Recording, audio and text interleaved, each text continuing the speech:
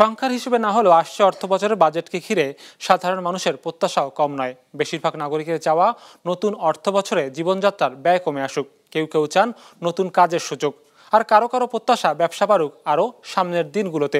রঞ্জিবুল মিজানের রিপোর্টে বিস্তারিত। ওয়ালটন ফ্রিজ কিনে অনেকের মতো আপনিও হয়ে যেতে পারেন মিলেনিয়াল। সেরা পণ্যের সেরা অফার। দিনমজুর আবু বক্কর ইটভাঙ্গার হাতুড়ি চললেই চলে তার সংসার। গেল 17 বছর ধরে এই কাজ করে চলছেন রাজধানীর বিভিন্ন অলিগলিতে। কোনোদিন কাজ মেলে, কোনোদিন ফেরেন খালি হাতে। তার এই জীবন সংসারে অর্থনীতির হিসেব নিকেশ আর বাজেটের খুব একটা জায়গা নেই। শুধু প্রত্যাশা যেন পেট পুড়ে খেতে পারেন 3 বেলা। আমরা সারাদিন কাজ করি 600 টাকা হাজিরা। আমার জীবন যাইতেছে এই যে ইটা সাফ করতে করতে এই পর্যন্ত কোনো বাজেট আমরা সরকারের কাছে দাবি করতেও পারি না, আনতেও পারি না।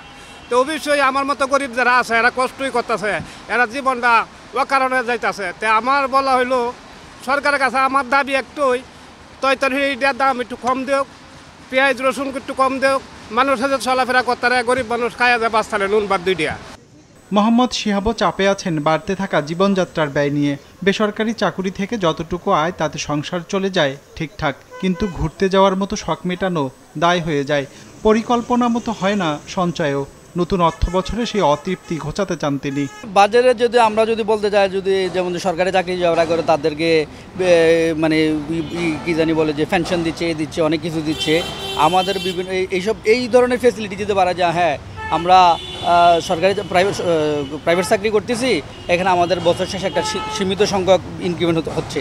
তার সাথে আরও কিছু ফেসিলিটি যদি আমাদেরকে দিতে পারে, সরকারি যে ফেসিলিটিগুলো যাতে যারা প্রাইভেট চাকরি করে তাদেরকেও যাতে একটু সরকার যদি দেখে বা দিবে এমন যদি করতে পারে আমাদের জন্য একটু ভালো হয় আর কি।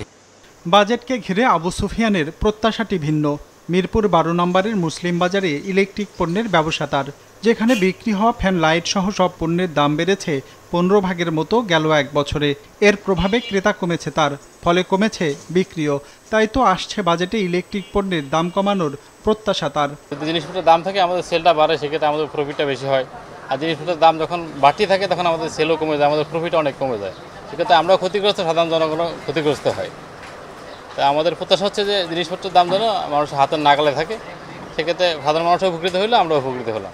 কেউ চাইছে বাড়ুক কাজের সুযোগ, কারো চাওয়া দাম কমুক নিত্য পণ্যের, কারো নজর ব্যবসায়ের বাড়তি মুনাফার। সাধারণ মানুষের এসব চাওয়া কতটা পূরণ হবে নতুন বাজেটে, সেদিকেই চোখ সবার।